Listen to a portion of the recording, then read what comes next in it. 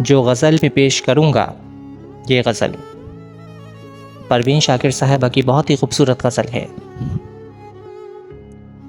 कू बकू फैल गई बात शनासाई की, कू बकू फैल गई बात शनासाई की, उसने खुशबू की तरह मेरी पज़िराई की।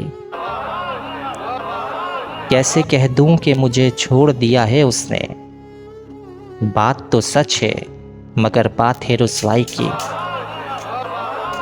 वो कहीं भी गया लौटा तो मेरे पास आया, बस यही बात है अच्छी मेरे हर जाई की।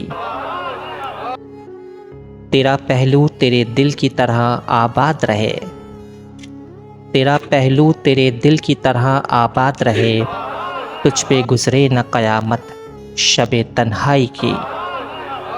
कि उसने जलती हुई पेशानी पे जब हाथ रखा, कि उसने जलती हुई पेशानी पे जब हाथ रखा, रूह तक आ गई तासीर मसीहाई की।